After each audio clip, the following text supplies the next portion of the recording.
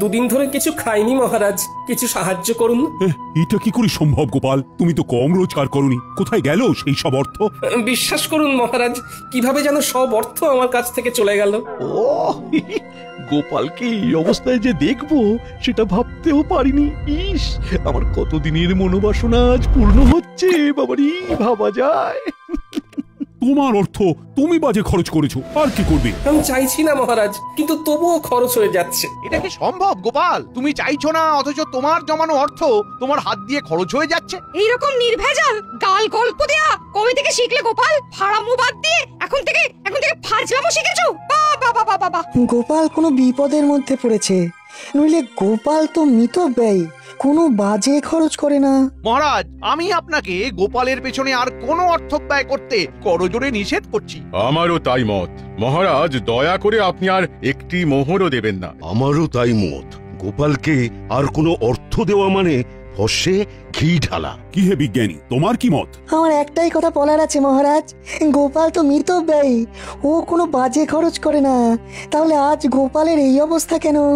গোপালের জীবনে কি এমন ঘটনা ঘটলো যাতে গোপাল এই অবস্থায় নেমে এলো? মতিভ্রম বলে একটা কথা আছে, জানো তো বিজ্ঞানী? দূর করে দিন মহারাজ, দূর করে দিন। যাও গোপাল যাও, তুমি বরং বাড়ি যাও, আবার তোমার পুরনো ব্যবসা নিয়ে হাটে মাঠে বসো। আমি আর তোমাকে কোনো সাহায্য করতে পারবো না। যাও, আর দাঁড়িয়ে থেকো না। তাহলে আপনি আর সাহায্য করবেন না? না গোপাল, আমার সব সভাসদেরাই তোমাকে সাহায্য করার বিরুদ্ধে। আমি তাদের বিরুদ্ধে গিয়ে তোমাকে তো সাহায্য করতে পারবো না। আপদ গেল। দিদি গো, এইটুকু নাও, কিছুদিন চালাও, এর মধ্যে দেখবে গোপাল দাদা ঠিক দাঁড়িয়ে যাবে। এই মোহর কটা রাখো, কাজে দেবে। কোথা থেকে কি হলো? কিচ্ছু বুঝতে পারছি না পুটির মা। একটা মানুষ রাতারাতি এইরকম ভাবে বদলে যায়। দিদা, আমি বলছি দেখো, গোপাল দাদু আবার ঠিক আগের মতো হয়ে যাবে। গোপাল দাদুকে দেখে আমাদের খুব কষ্ট হচ্ছে দিদা। সেই দিন দেখি ঢিল মেরে কাছ থেকে আম পেড়ে খাচ্ছে, আমাদের দিকে চোখ পড়তেই বলে খুব খিদে পেয়েছে তাই খাচ্ছি। ইস, এই দিনটাও দেখতে হচ্ছে আমায়। দিদি, গোপাল দাদা এখন কোথায়? রাজসভায় গেছে, দেখা যাক মহারাজ কিছু সাহায্য করতে পারেন কিনা। আমি একদম একা হয়ে গেলাম। কে বলে তুমি একা? এই তো আমি আছি না। দুঃখ থাকতে তোমার কিসের ভয়? তাই তো, তুমি থাকতে আমার আর ভয় কি? নাও, আর কোথায় টেনে নামাবে নামাও। এই তো সব সময় মিথ্যে বলছো। আমি শুধু তোমাকে টেনে নামাচ্ছি, হ্যাঁ, কাজের খবর দিচ্ছি না। ওই তো কাজের খবর আসছে, ওই বটা আর ঘটা তোমাকে কাজ দেবে। কি গোপাল, তুই আমার নাম ধরে ডাকছিস? নাম ধরে ডাকছে বলে কি এমন মহাভারত অশুদ্ধ হচ্ছে শুনি? শোনো, সেই দিন গেছে, হ্যাঁ, আর তুমি এখন একটা সাধারণ লোক। তোমার সম্মান প্রতিপত্তি সব চলে গেছে, দয়ায় বেঁচে আছো। একটা কাজ করবে, আমাদের বাড়ির চারপাশটায় কাল ভালো করে জঙ্গল সাফ করে দিলে 2টো মোহর পাবে। বলো করবে কিনা বলো? বলে দাও। করবে। করব। তাহলে কাল সকালে ভোর ভোর চলে এসো, খাবার নিয়ে আসবে, খোরাকি দিতে পারবো না। কি গোপাল, ঠিক আছে তো? এই কাজটা ভালো করে করলে তোমাকে আবার একটা কাজ দেব, ঠিক আছে? আরে সেলাম করো, বলো ঠিক আছে প্রভু, বলো ঠিক আছে প্রভু। যাও গোপাল, ঘরে যাও, কাজ কিন্তু একদম ঝকঝকে করে করতে হবে। ময়লা থাকলে কোনো মোহর পাবে না, বুঝেছো? বুঝেছি।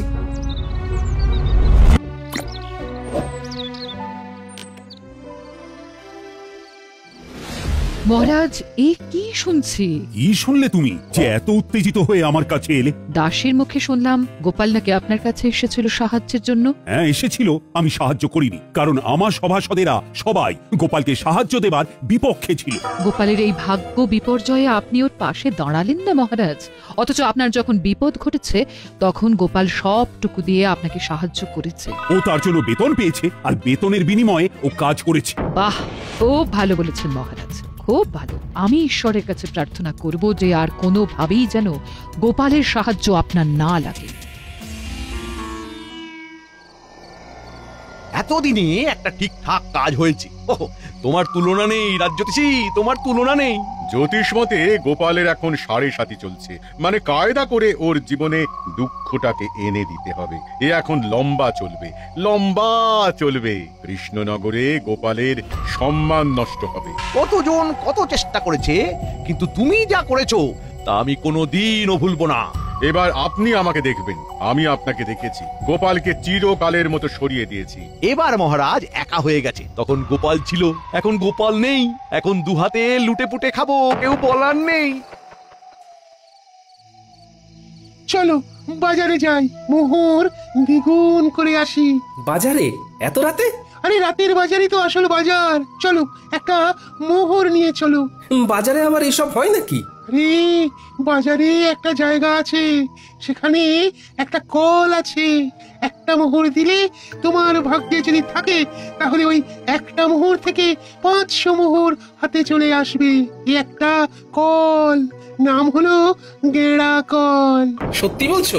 আমি তোমাকে কেন মিথ্যে বলবো বলো? হ্যাঁ, কিন্তু আমার কাছে তো কিছু নেই গো দুঃখু। চলো চলো হেসেলে চলো, তোমার গিন্নি কয়েকটা মোহর পেয়েছে, ওই পুটির মা দিয়ে গেছে। তোমার গিন্নি এখন নেই, এই সুযোগ।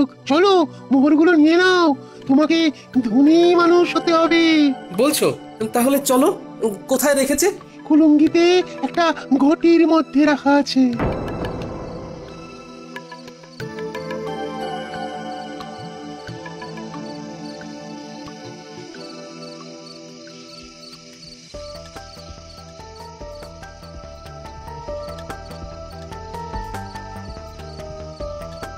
রান্নাঘরে মিনুর বাবাকে যেন যেতে দেখলাম।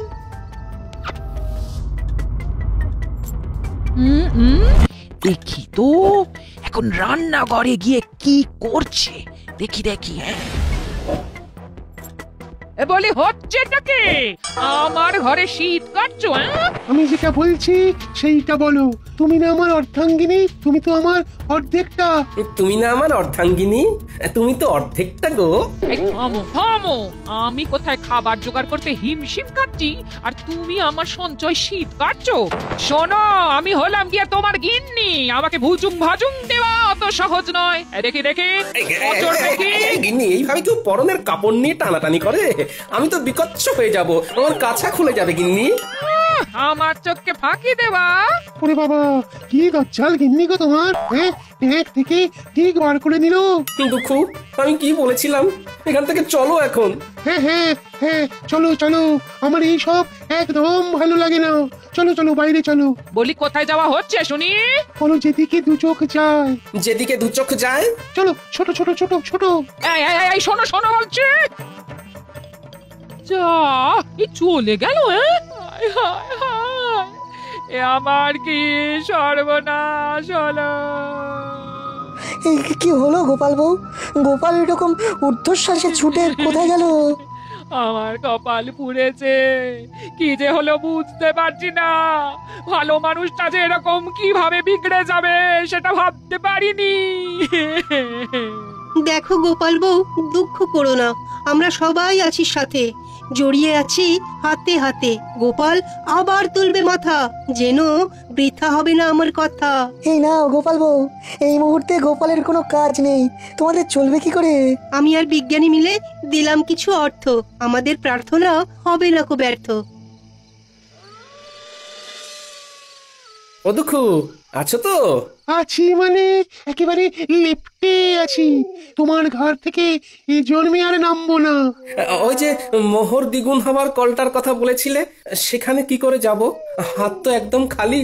একটা জায়গা আছে, চলো সেখানে যাই। তোমার একটা কিছু তো ব্যবস্থা করতে হবে, নইলে খরচা করবে কি করে? চলো সোজা চলো, একদম নাক বরাবর।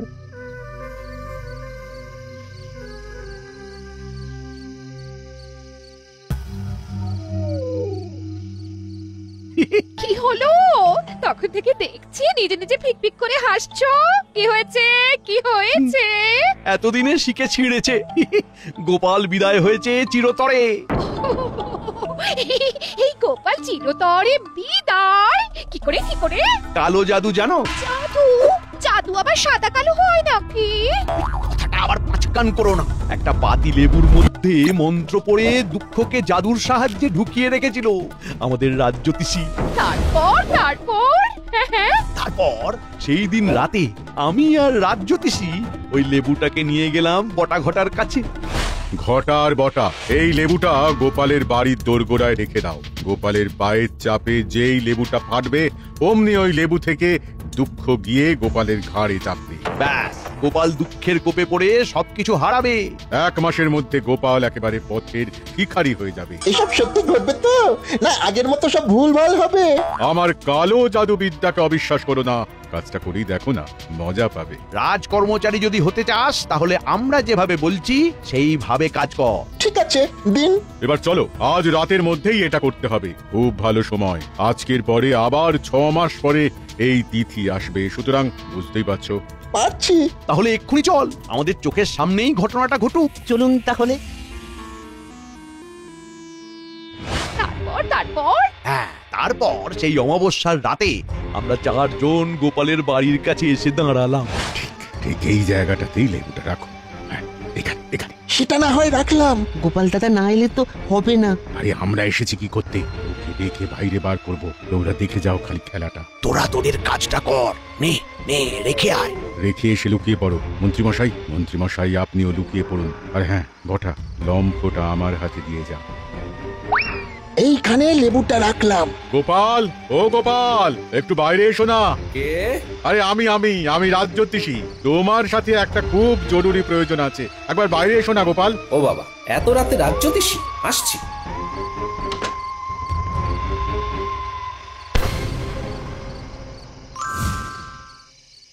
ব্যাস, সেই দিন থেকে 1 সপ্তাহের মধ্যে গোপাল পুরো শেষ।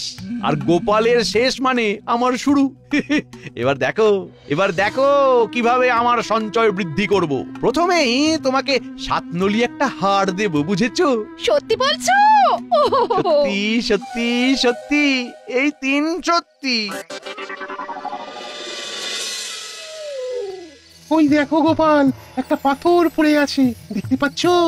অন্ধকারে কিছু দেখতে পাচ্ছি না, তুমি আমাকে নিয়ে চলো। এই যে এই পাথরটা, এই পাথরটাকে ঠেলো ঠেলো ঠেলো। এগুলো কি? গর্তের মধ্যে এগুলো কি? এগুলো সব তোমার। নতুন করে খরচা করতে শুরু করো। বস্তাটাকে তুলে নাও, নাও তুলে নাও। হ্যাঁ, তারপর রাতের বাজারে চলো। ওই গেঁড়া কলে মোহর দেবে, আর মোহর দ্বিগুণ হয়ে যাবে। সুযোগ এসেছে দুকুকে ঘাট থেকে নামানো।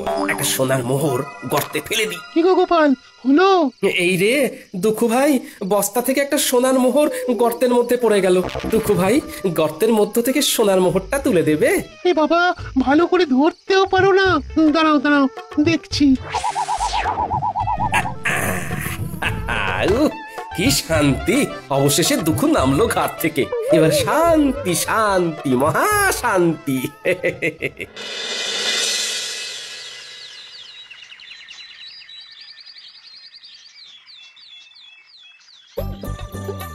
এই ঘটা, ওই দেখ গোপাল দাদা নাতি নাতনিদের নিয়ে বাজার করতে এসেছে। ওর তো আমাদের বাড়ির জঞ্জাল পরিষ্কার করার কথা ছিল। তাই তো, চল দেখি। রে পুটি, নাপলা, গুলটে, আমার বানর সেনা, বল এই ইলিশ মাছটা নিয়ে নি। হ্যাঁ নিয়ে নাও গোপাল দাদু। আজ শুধু ইলিশ দিয়েই ভাত খাবো। ইলিশের নানা পদ, ভাপা ইলিশ, সর্ষে ইলিশ, ইলিশের পাতুরি। কি গোপাল, তোমাকে না বলেছিলাম আজ আমাদের বাড়ির চারধারের জঙ্গলগুলো সাফ করে দিতে? শোনো বটা ঘটা, আমার ঘরের নালাটা জঞ্জালে জমে গিয়েছে। একটু ঝাঁটা কোদাল দিয়ে পরিষ্কার করে দিও, কেমন? তোমাদের 3টে করে সোনার মোহর দেব। তাড়াতাড়ি এসো কিন্তু, নইলে অন্য কাউকে দিয়ে করিয়ে নেবো।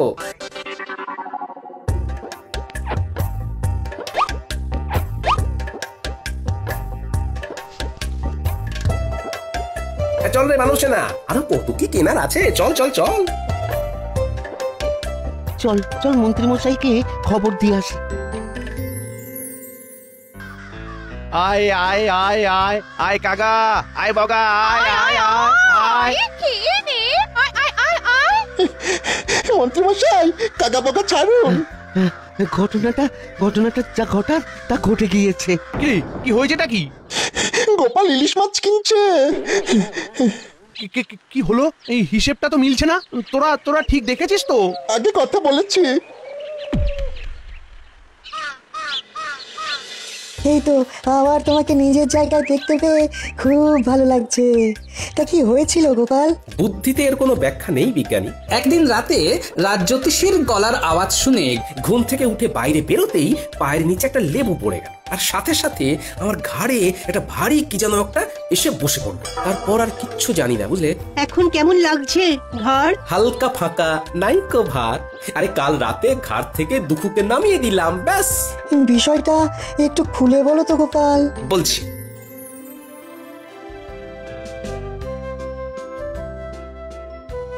শুনেছেন মহারাজ, গোপাল আবার নিজের জায়গায় ফিরেছে। আমি গোপালের বাড়ি যাচ্ছি, আপনিও আসুন। দাঁড়াও, সকাল থেকে আমিও শুনছি, ব্যাপারটা কি জানতে হবে। চলো চলো, তোমার সাথে আমিও যাব। গোপালের কেনই বা ভাগ্য বিপর্যয় হলো, আর কি করেই বা সেখান থেকে সে বেরিয়ে এলো, এটা জানাটা খুব দরকার। চলুন।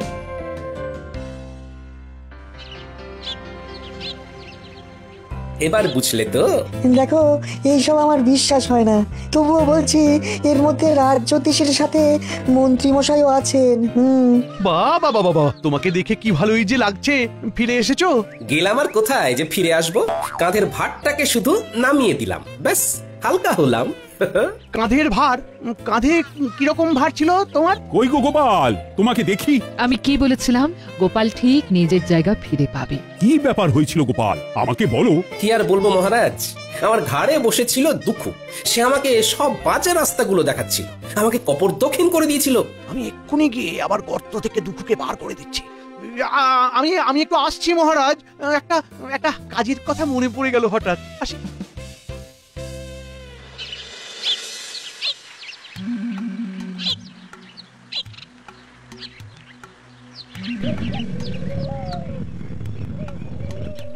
তুমি কে গো?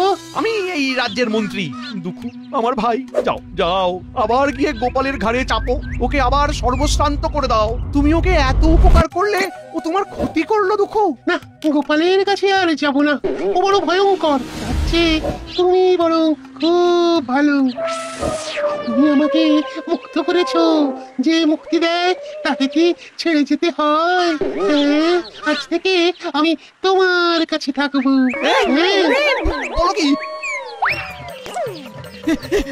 না